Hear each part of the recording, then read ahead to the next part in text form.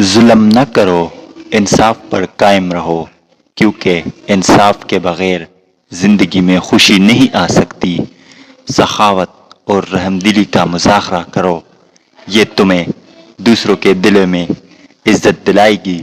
غلطیوں سے سبق سیکھو اور ہمیشہ توبہ کرو تاکہ اللہ کی رضا حاصل ہو۔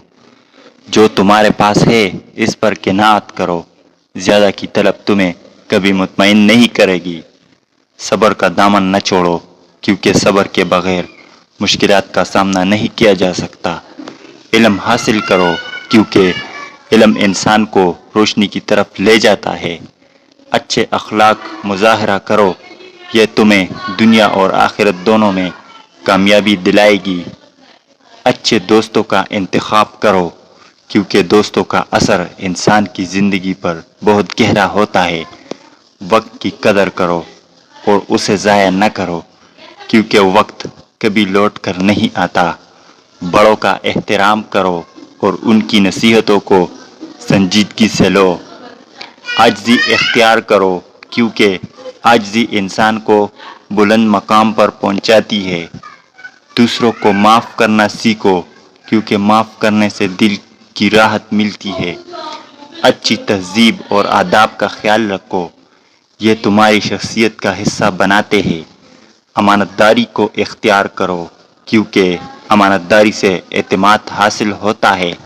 زندگی میں ہر چیز میں اعتدال اختیار کرو، کسی بھی چیز کی زیادتی نقصان دہ ہوتی ہے۔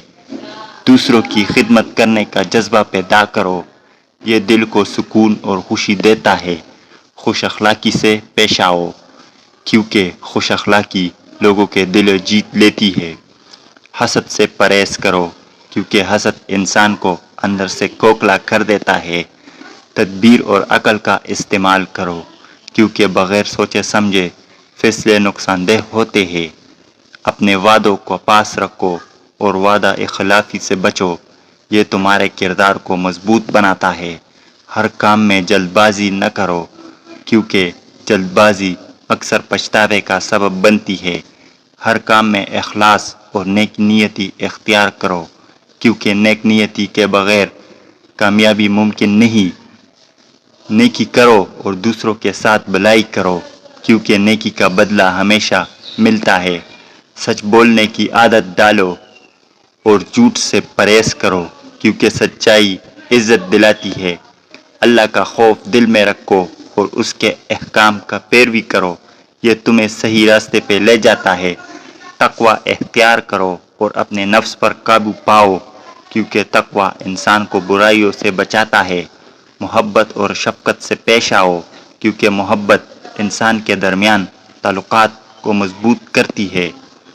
دوستوں اور رشتہ داروں کے ساتھ وفاداری کا مظاہرہ کرو، یہ تعلق کو قائم رکھتی ہے۔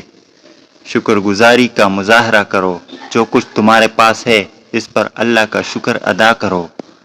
آگے کے سوچو اور مستقبل کی منصوبہ بندی کرو تاکہ مشکلات کا سامنا نہ ہو۔